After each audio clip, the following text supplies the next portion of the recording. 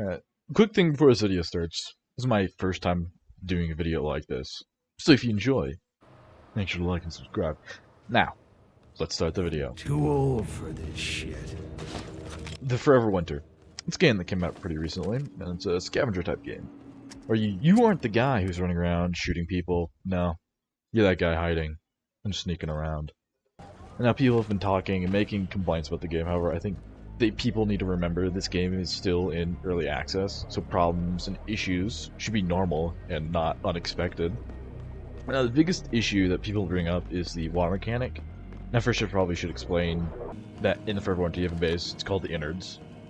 And there are two types of upgrades you can get for the innards. You have welfare upgrades, which are for looks and cosmetics. It makes the place look nicer, helps liven it up.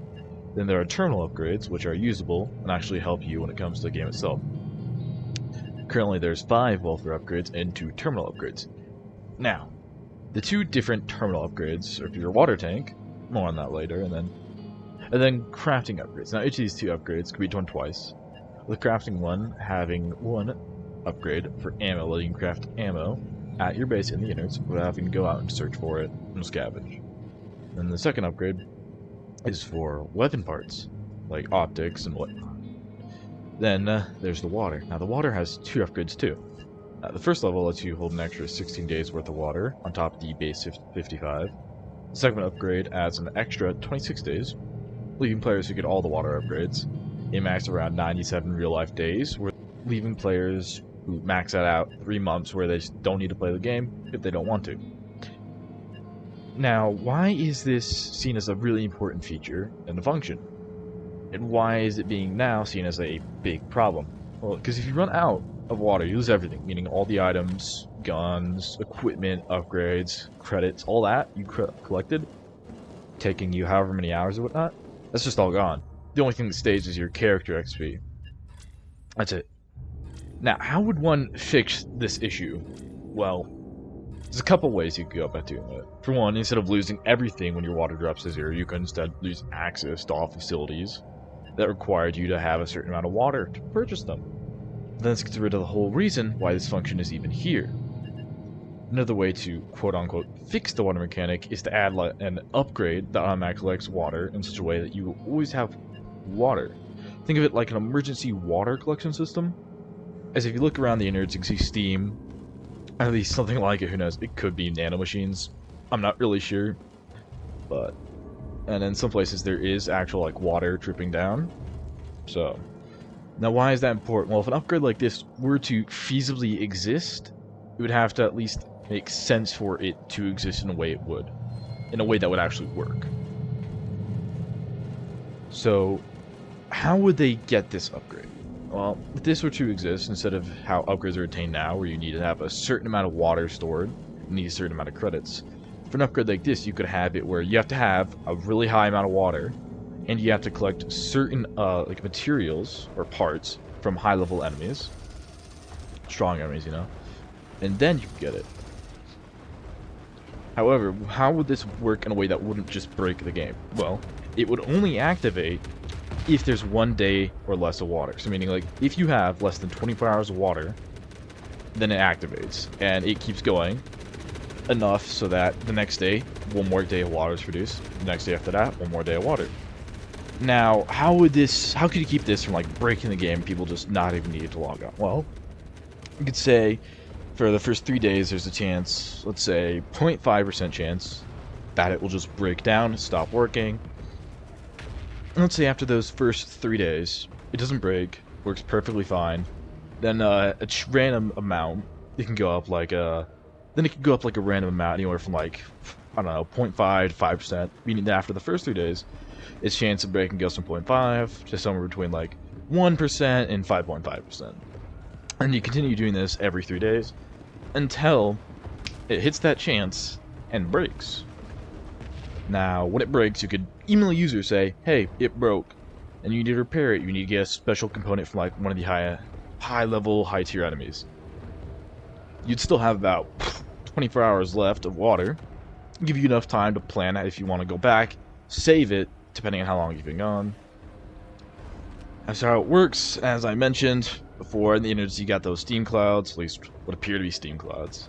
And the machine that collect water will collect it by like either absorbing the water with like a kind of like a net feature, or it redirects the steam that comes up into like one area. It'd be like I don't know how you would explain it. Kind of like a solar sail, but it doesn't catch solar, catches water, like a water catcher would have. It's pretty much just a water catcher at that point, just upside down. So all the steam gathers in one spot, then it cools there, drops down, water. Of course, this would take a long time, but yeah, it would take a long time. Turn gas into liquid. If this was done correctly, or at least in a good way, it could alleviate a lot of player concerns, mechanics, at least for now. Now, another big problem people see and are talking about is how enemies spawn. Now, right now, personally, I've had this happen. I was sneaking around, boom, squad of heavily armed soldiers all around me, and I had to skedaddle. Now, with some enemy types, it makes sense. Like the cyborgs, for example. We've seen in some of the game's trailers and gameplay footage that they are supposed to fall out of the sky.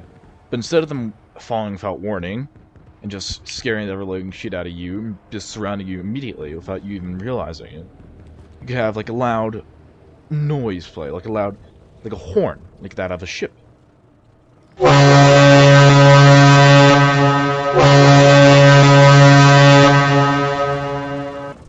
It plays, gives you like 5 seconds, and boom, now the enemies are on the ground.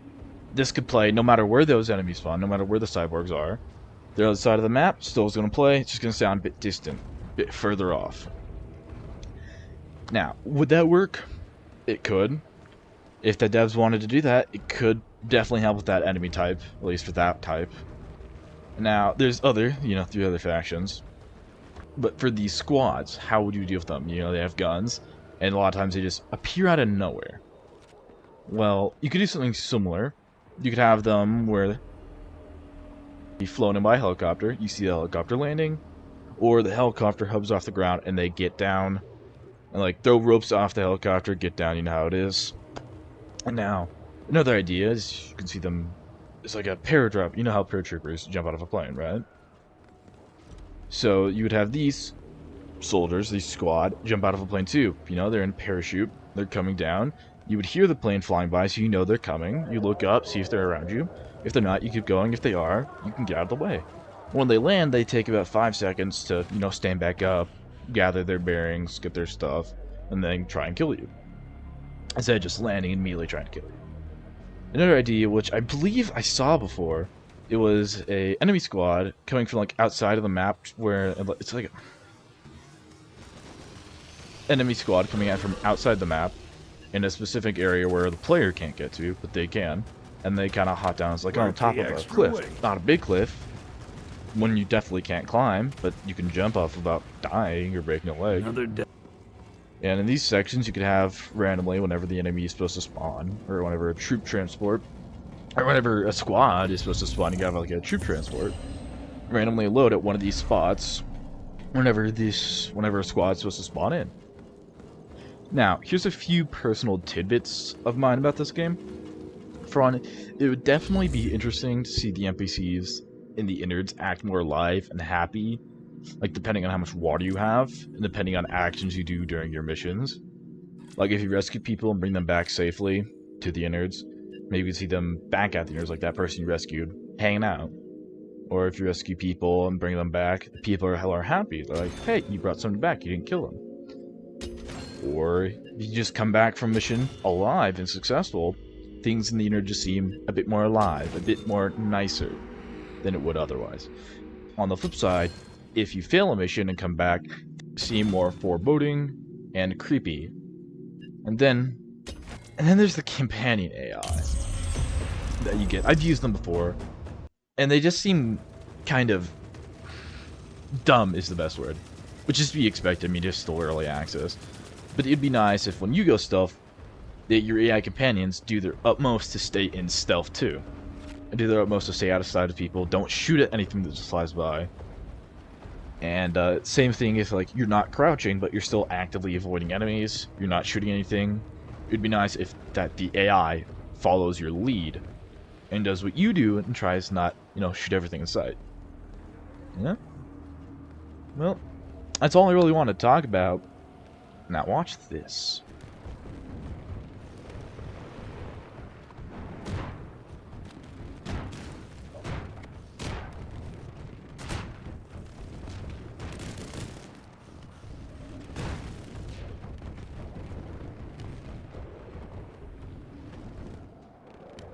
After the battle,